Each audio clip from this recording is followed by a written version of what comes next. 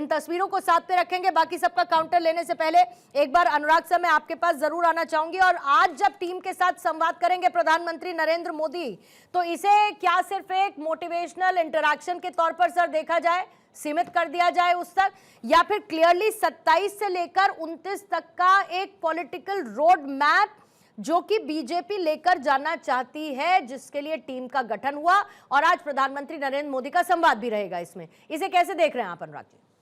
देखिए पूर्णिमा जी, ऐसा आमतौर पे हमने देखा, हमेशा ही देखा है कि ये जब भी कोई एक बड़ा डेवलपमेंट होता है, चाहे वो कोई जीत हो या कुछ नई टीम बन रही है या कुछ भी हो, तो प्रधानमंत्री पार्टी कार्यालय जरूर जाते हैं, वहां पे कार्यकर्ताओं के साथ, अपनी टीम के साथ संवाद करते हैं। तो एक तरह से वो आज अपनी नई टीम को का उत्साह वर्धन करने के लिए, संवाद करने के लिए गए। इसको ऐसे देखने की आवश्यकता है। दूसरी चीज क्या है कि जितने भी बातें हो रही थी, आप कहीं भी बात करिए, टीवी पे जो चर्चाएं चल रही है, जगह जगह सोशल मीडिया पे चर्चा चल रही है कि जो उसमें जेंजी का ध्यान नहीं रखा गया, महिलाओं को रिप्रेजेंटेशन नहीं दिया गया, पता नहीं क्या क्या जो चलता रहा है, वो आज पूर्ण विराम लग गया है। अगर प्रधानमंत्री मोदी ने वहां जाकर उनके साथ संवाद कर लिया, तो इसका मतलब अब जो हो गया सो हो गया, अब इसी पे आगे बढ़।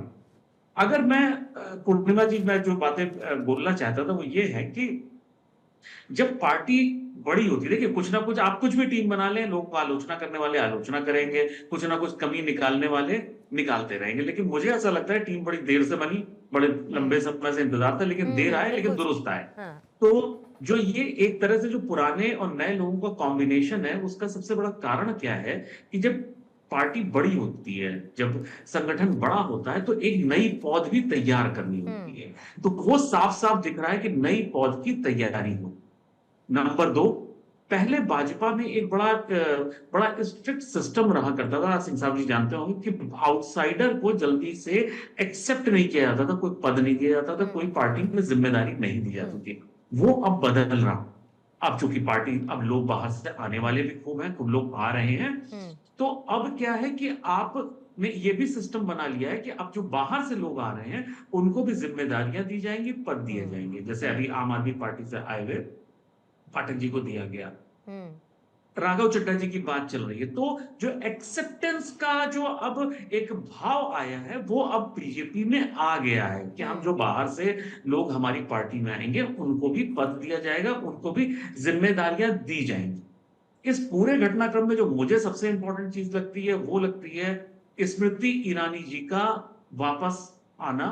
उत्तर प्रदेश की राजनीति के चुनाव को ध्यान में रखते हुए उनका वापस आना बहुत बड़ा मूव है। उसका कारण यह है कि देखिए, उन्होंने राहुल गांधी जी को उनके घर में हराया था, उनकी पारंपरिक सीट पे उनको हराया था।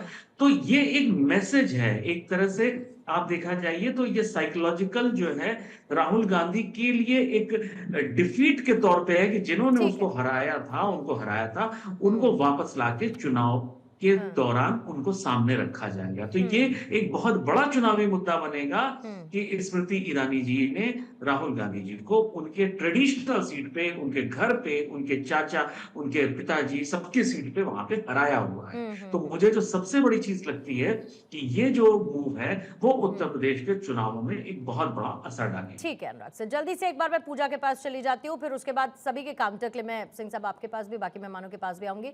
पूजा, प्रधानमंत्री नरेंद्र मोदी पहुंच चुके हैं और अब इसी के साथ होगी संवाद की शुरुआत। मंत्र भी दिया जाएगा, और न सिर्फ मंत्र, मुझे लगता है कि थोड़े हायर अचीव करने वाले टारगेट्स भी प्रधानमंत्री इस दौरान रख ही देंगे। देखिए, जाहिर तौर पर हम तस्वीरें देख रहे हैं, बीजेपी मुख्यालय की ये तस्वीरें हैं जहां पर खुद बी एस संतोष मौजूद है, नितिन नवीन उनका स्वागत कर रहे हैं। प्रधानमंत्री मोदी पहुंचे और अब जो नई टीम तैयार हुई है, क्योंकि ये 65 सदस्यीय टीम जिसमें 51 नए चेहरे हैं, उनके साथ में प्रधानमंत्री मोदी का सीधे संवाद होगा। कुल मिलाकर देखा जाए तो इस बैठक को, इस मुलाकात को बेहद महत्वपूर्ण माना जा रहा है, क्योंकि प्रधानमंत्री मोदी से सीधे तौर पर ये नितिन नवीन की जो नवीन टीम है उसकी एक मुलाकात होने जा रही है। लेकिन ये सिर्फ मुलाकात नहीं है, इस मुलाकात के साथ होगी संगठनात्मक तौर पर जिम्मेदारियां, क्योंकि जब पद मिलता है तो पद के साथ में जिम्मेदारियां जुड़ जाती हैं। और इस नवीन टीम में नई ऊर्जा भी है और प्रधानमंत्री मोदी का नेतृत्व भी है, नितिन नवीन का नेतृत्व भी है, साथ साथ ही साथ है उनका विजन, उनका वो विजन जिसमें वो भारत को विकसित भारत बनाने की तरफ आगे बढ़ रहे हैं।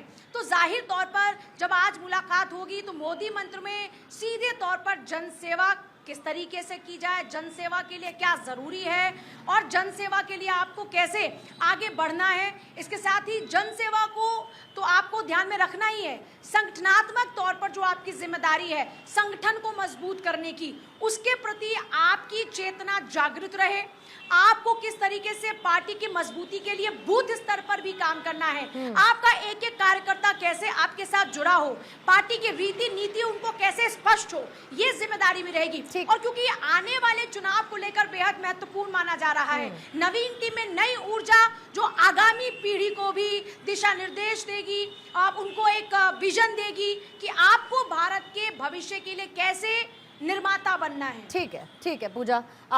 खत्री साहब पहले आप अपना काउंटर रख लीजिएगा, और बस इतना कहते हुए साथ ही टाइमर जरा खत्री साहब के लिए रख देंगे, फिर उसके बाद यादव जी आपके पास और सिंह साहब, फिर कॉम्बिनेशन में जरा सबके जवाब आपसे मैं लूंगी।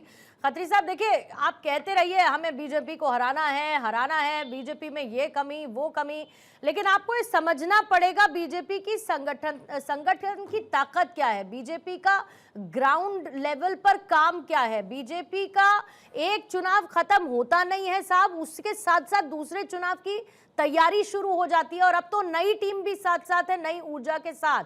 तो अच्छी बातें कभी तो सराह दीजिए कि हाँ बढ़िया कर रही है बीजेपी। नहीं पूर्णिमा जी, समाजवादी लोग हमेशा सही को सही और गलत को गलत बोलते हैं, और हम तो कहते हैं सब मेहनत करें, पर क्या फायदा, जो इस समय सत्ता के रस्ते में थोड़ा चकनाचूर हो चुके हैं उनसे हम क्या उम्मीद रखेंगे, वो क्या जनता के बीच रहेंगे, उनको क्या मेहनत करेंगे। और हम छोटे से बात बोल दी थी भारत पार्टी के आप बाहर निकल और इसके साथ जो नितिन नवीन जी की मीटिंग हो रही है, ये सभी की जितने पैसा इनके जो नए सदस्य बने की मीटिंगों में ये फैसला होगा कि जो राम मंदिर का चोरी वाला पैसा है वो उसका क्या होगा, वो कहां। और ये आपको किसने बताया निखिल साहब, ये किसने बताया आपको? निखिल साहब ये किसने बताया आपको? अरे निखिल साहब ब्रेक लगाइए, अरे ब्रेक, अरे निखिल साहब थोड़ा ब्रेक लगाइए, निखिल साहब ब्रेक, इनको ईगो ही खत्म नहीं होती है। आप बोल रहे हैं कि बीजेपी मीटिंग करती रहती है, तो बीजेपी हमेशा कार्यालय में रहती है, क्योंकि जो कार्यालय होता है उनके भारी कभी निकलते नहीं है, आरएसएस से मेहनत करवाते हैं, और अब सुनने में होती है कि हम बीजेपी की मदद नहीं करेंगे क्योंकि कहीं ना कहीं ये ठीक लोग नहीं है। तो इन सब हाथ को लेते हुए 27 में सपा सरकार रहेगी, सभी को हक और न्याय मिलेगा और माननीय मुख्यमंत्री बनेंगे, सभी बहुत बढ़िया। आपकी बहुत शानदार स्पीच थी, आपकी बहुत रैली वाली बड़ी शानदार स्पीच थी साहब। मेरा सवाल वो था ही नहीं, दिक्कत यह है कि आपसे जो पूछा जाता है आप एक फ्लो में और आप सुनते नहीं है। निखिल जी सुनना चाहिए, निखिल जी सुनना चाहिए, निखिल जी सुनना चाहिए, कान से आवाज उठाएंगे मेरी, निखिल जी सुनना चाहिए, साथ साथ सुनना चाहिए। आप सुनना ही नहीं चाहते, मैं बीच में आपसे क्या पूछ रही हूँ आप उसे एड्रेस ही नहीं करना चाहते, आप एड्रेस ही नहीं करना चाहते उसे, निखिल जी एड्रेस ही नहीं करना चाहते आप उसे। मैंने तो कहा ही नहीं कि आप ये बोलिए, मैं तो आपसे कुछ और कह रही थी, लेकिन जब आप सुनने कोई तैयार नहीं है साहब तो क्या किया जाएगा। यादव जी आ जाइए, ठीक है निखिल जी हो गया, अब हो गया साहब, आप अकेले नहीं है कि फिर अब 3 बार उसी बात को दोहराया जाएगा। बोलिएगा यादव जी। देखिए अभी दुबे जी जो राजनीतिक विश्लेषक के रूप में यहाँ आए हैं, उनकी साफ साफ जो है खीज नजर आ रही थी भाजपा को लेकर, जिस तरीके से वो परेशान थे। उनका प्रयास अच्छे थे, भाजपा के प्रवक्ता बनने के लिए उनके अच्छे प्रयास थे, लेकिन वो नहीं बन पाए। खैर आगामी अपना प्रयास जारी रखिए तो कुछ ना कुछ आपका एडजस्टमेंट हो जाएगा। लेकिन मैं भाजपा के प्रवक्ता साहब अभी महिलाओं को भागीदारी को लेकर अपने संगठन में बात कर रहे थे, मैं उनको बता दूं 2023 में महिलाओं को लेकर जो है महिला आरक्षण को लेकर विधेयक पास हो चुका है, हमने उसका समर्थन किया था। आपने मौजूदा 543 सीटों पर जो है 33% आरक्षण लागू क्यों नहीं किया साहब, ये भी एक सवाल है। लेकिन आज आपने संगठन बनाया, आपकी टीम बनी, इसके लिए आप बधाई है, लेकिन हमारा इसको लेकर हमें कोई आपत्ति नहीं। लेकिन देश की जनता के सामने जब आपका ये संगठन 2027 में जाएगा तो देश की जनता आपसे पूछेगी कि रोजगार देने का आपका लक्ष्य 2027 तक का क्या है। 15 से 29 वर्ष के आयु यादव साहब, आप किस बात का, क्या चुनावों की तारीखों का ऐलान होने का इंतजार कर रहे हैं? क्या आप लोग चुनाव की तारीखों का ऐलान होने का इंतजार कर रहे हैं साहब? इधर संगठन तैयार हो रहा है, इधर जमीन पर काम हो रहा है, चुनाव जीतने की तैयारी हो रही है, आप लोग तारीखों का इंतजार कर रहे हैं क्या ऐलान हो? नहीं, बिल्कुल बिल्कुल। आप तो संगठन भाजपा जो है आज तैयार कर रही है, हमारा तो संगठन ऑलरेडी वहां है, काम कर रहा है, संगठन खड़ा है। उत्तर प्रदेश में स्पेसिफिकली आपका संगठन है क्या राहुल जी? नई टीम बना लीजिए राहुल जी, आप कितने भी उपाध्यक्ष बना लीजिए, संगठन है उत्तर प्रदेश में आपका, सचिव बना लीजिए। राहुल जी, संगठन है आपका उत्तर प्रदेश में? नहीं, बिल्कुल है तो निखिल जी को बताइए, निखिल जी को बताइए कि संगठनात्मक तौर पर हमें कमजोर ना समझे और हमें जितनी सम्मानजनक सीटें चाहिए उतनी सीटें दें। ये ना कहें कि देखिए हमारा संगठन उत्तर प्रदेश में हमारी ज्यादा मजबूती है। निखिल जी, आपसे सवाल नहीं लिया है मैंने, निखिल जी आपसे सवाल नहीं लिया है मैंने, निखिल जी आपसे सवाल नहीं लिया है मैंने, आपसे सवाल नहीं लिया है साहब मैंने, और ना मैंने कोई जोक पास किया है, मैंने कोई जोक नहीं मारा है निखिल जी, मैंने कोई जोक नहीं मारा है। नहीं, बताइए आप क्या मैं ये कहना चाह रही हूँ कि अगर आपके हिसाब से आपका संगठन यादव जी मजबूत है उत्तर प्रदेश में और आपको लगता है कि आप बराबर की स्थिति में हैं, तो ये मेक श्योर करिएगा कि उत्तर प्रदेश के चुनाव में समाजवादी पार्टी आपको 11 सीट देकर टरका ना दे। कहिएगा कि हम बहुत मजबूत है संगठन स्तर पर। नहीं, देखिए हमारा संगठन बिल्कुल मजबूत है, हमारा गठबंधन बिल्कुल मजबूत है और हमारा नेतृत्व तय करेगा कि हमें कितनी सीटों पर लड़ना है। इमरान मसूद और समाजवादी पार्टी के विधायक उत्तर प्रदेश जो अभी कृत्य किया दिखा मंच पर 400 पार का दावा जो भाजपा करती थी उनको बैसाखियों को बना दिया है, हार चुके हैं। आज उत्तर प्रदेश में भाजपा का आंतरिक झगड़ा है इनके डिप्टी सीएम और सीएम को लेकर। अब भाजपा नहीं कह पाएगी कि योगी जी मुख्यमंत्री बनने जा रहे हैं। जिस तरीके से इनके दिल्ली वाले नेतृत्व और लखनऊ वाले नेतृत्व के बीच में जो आपसी झगड़ा चल रहा है, आपसी कलह है, इसी कलह का नुकसान इनको 2014 में भुगतने को मिला और आने वाले चुनाव में इनको ये नुकसान होगा। 2 दिन पहले, उससे पहले, अरे यादव जी, निखिल जी, 2 दिन पहले, उससे पहले थोड़ा याद करना चाहिए इमरान मसूद को फ्री हैंड देके ये जो बीच में आप एक बॉल डलवाते हैं ना, इमरान मसूद आके कह देते भाई अखिलेश जी को तो एकदम मुसलमान चेहरे पसंद ही नहीं है, मुसलमान नेता बन जाए उनको तो पसंद ही नहीं है, क्या पीडीए। तो थोड़ा सा बताइए, एक लाइन लेंथ रखेंगे तो किसी को कंफ्यूजन नहीं होगा। सिंह साहब आपका जवाब लूंगी, फिर अनुराग जी आपका क्लोजिंग कमेंट। नहीं, देखिए इनको एक सेकंड यादव जी बोलिए, सिंह साहब बोलिए। नहीं, राहुल यादव को बोल रहे हैं, आपने उनको बोला बीच पे बोलेंगे, बोलने दीजिए। नहीं, बोलिए सिंह साहब, बोलिए। देखिए, इनके समझ से संगठन कैसे खड़ा किया जाता है बड़ी दूर की कौड़ी है, इनके समझ से बाहर है। इनसे पूछे उत्तर प्रदेश में कितने पोलिंग बूथ हैं, इनको जानकारी है क्या? दोनों प्रवक्ता हैं सपा और कांग्रेस के। 1,63,259 पोलिंग बूथ हैं।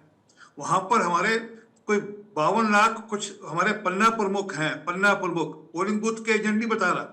इस ढंग से हमारा जो काम है बड़ा महीन काम चलता है और उसके साथ साथ जो सरकार की उपलब्धियां पन्ना प्रमुख जब नीचे लेकर जाता है तो वो वोट में कन्वर्ट होता है। वो ये नहीं कि सिर्फ नेताजी ने बयान दे दिया उसके चलते हुए कोई वोट बैंक की राजनीति हो रही है। और फिर जो यूपी सरकार की या प्रधानमंत्री मोदी जी की जो जन कल्याणकारी नीति है उसका लाभ मिलता है और विकसित भारत का जो सपना प्रधानमंत्री मोदी जी का है, जो विजन विकसित भारत की है, वो उसके साथ जोड़ते हैं तो लोगों को समझ आता है हाँ नल से जल मिला तो क्या लाभ, सिर पे छत मिली तो क्या लाभ, घर पे गैस का चूल्हा मिला तो क्या लाभ, गरीब आदमी को राशन मिल रहा है तो क्या लाभ। वो सब जोड़ते हैं तो समझ लगता है कि हाँ ये विकसित भारत की और एक और कदम है। ठीक है सर। अनुराग जी 30 सेकंड्स रख रही हूँ। मुझे जो लगता है कि ये जो नई टीम का जो हम लोग जो डिस्कशन कर रहे हैं, ये उनका एक तरह से इंटरनल मामला है। उनके पास उनको आधे से ज्यादा देश में शासन कर रहे हैं और हम लोग सारे लोग बैठ के उसकी आलोचना कर रहे हैं। उनको ये बहुत अच्छी तरह से समझ है और उनके पास ये अपॉर्चुनिटी है कि वो नए प्रयोग कर सकते हैं। हम प्रयोग की अगर उनको वो इफ एंड बट करें कि जैसे अब राजनीतिक दल वालों का तो काम ही है आलोचना करना या कुछ भी निकालना, लेकिन उनके पास ये अपॉर्चुनिटी के तौर पर है कि वो एक नई पौध को तैयार कर सकते हैं। ठीक है सौरभ जी, जल्दी 30 सेकंड बस। किसी भी लोकतांत्रिक देश की ताकत होती है उसके अंदर सत्ता पक्ष और विपक्ष, और सत्ता पक्ष और विपक्ष की ताकत होती है उसके अंदर क्या, पार्टी पक्ष, सरकार पक्ष और उसके बाद पार्टी पक्ष। पार्टी पक्ष के अंदर क्या होता है, मजबूत संगठन। आपका संगठन कैसा है वो कार्यकर्ता पर निर्भर करता है। तो जब संगठन मजबूत होगा तभी तो आप चुनाव जाएंगे बूथ लेवल तक। भारतीय जनता पार्टी हमेशा 2 साल आगे चुनाव लड़ती हुई दिखाई देती है, वो बहुत मजबूत तैयारियों के साथ। कांग्रेस और समाजवादी पार्टी के साथ दुर्भाग्य है कि वो आपस में तो बहुत लड़ते रहते हैं, आपस में कोई समन्वय नहीं है, मंच पर सार्वजनिक रूप से भी लड़ते हैं, लेकिन संगठन के तौर पर बुरी तरह से फेल है। ठीक है, आने वाले तमाम चुनावों में ये कहा जा सकता है कि सिर्फ लड़ाई जो है वो नेताओं और चेहरों के बीच में नहीं होने वाली है। नैरेटिव, संगठन, युवा, वोट, महिला, विकास, बूथ, ये हर एक मोर्चे पर चुनावों की एक लड़ाई देखने को मिलेगी। कौन इसके लिए कितना तैयार है देखना ये भी होगा।